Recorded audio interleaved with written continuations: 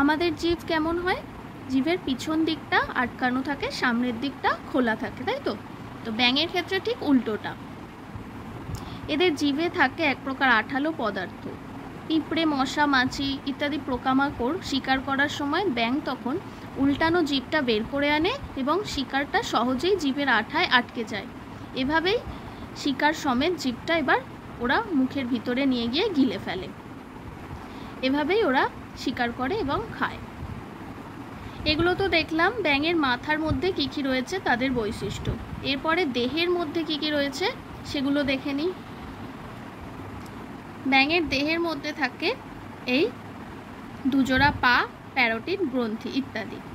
Parotid গ্রন্থি কি? দেখো, কর্ণপটহের ঠিক পরেই চামড়ার উপর একটি লম্বাটে ও ফোলা অংশ থাকে, একেই বলা হয় প্যারোটিড গ্রন্থি। ব্যাঙের সামনের দিকে একজোড়া পা থাকে, পিছনের দিকে একজোড়া পা থাকে। সামনের পায়ের তুলনায় পিছনের পা তুলনামূলকভাবে বড় হয়। সামনের পায়ের থাকে 4টি করে আঙুল এবং প্রত্যেকটি আঙুলই প্রায় সমান। এই সামনের পা দুটিকে বলা হয় অগ্রপদ, আর পিছনের পাগুলিকে বলা হয় পশ্চাৎপদ। এই পা জোড়ার সাহায্যেই ব্যাঙ লাফিয়ে চলতে এবং সাঁতার কাটতে পারে।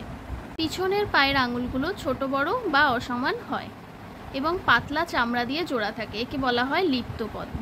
এই লিপ্তপদের জন্যই ব্যাঙ সহজেই লাফিয়ে চলতে এবং সাঁতার কাটতে পারে।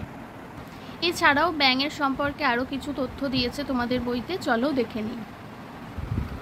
ব্যাঙ ফুসফুসের সাহায্যে শ্বাসকার্য চালায়, আবার চামড়ার সাহায্যেও শ্বাসকার্য চালায়। ব্যাঙাচি অবস্থায় ফুলকার সাহায্যে শ্বাসকার্য চালায়। তাহলে এখান থেকে দুটো প্রশ্ন পেলে। পূর্ণাঙ্গ ব্যাঙ ফুসফুসের সাহায্যে শ্বাসকার্য চালায়, আবার চামড়ার সাহায্যেও শ্বাসকার্য চালায়। তবে ব্যাঙাচি ফুলকার সাহায্যে শ্বাসকার্য চালায়। ব্যাঙের পেটের দিকটা সবসময় ওঠানামা করে, আসলে এইভাবে ব্যাঙ শ্বাস নেয়। বর্ষাকালে আমরা ব্যাঙের ডাক শুনতে পাই, তোমরা সকলেই শুনে থাকবে।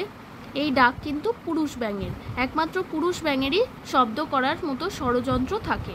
এই যন্ত্রের সাহায্যে ব্যাঙ গ্যাংর গ্যাং শব্দে ডাকে, অর্থাৎ পুরুষ ব্যাঙ ডাকতে পারে, স্ত্রী ব্যাঙ ডাকতে পারে না। এদের অন্য একটি পার্থক্য হলো, পুরুষ ব্যাঙের সামনের পায়ের নিচের অংশে নিচে মাংসখণ্ড থাকে, যেটা স্ত্রী ব্যাঙের থাকে না। পুরুষ ব্যাঙের ডাক শুনেই স্ত্রী ব্যাঙ চলে আসে এবং তারা মিলিত হয় এবং নতুন ব্যাঙের জন্ম হয়।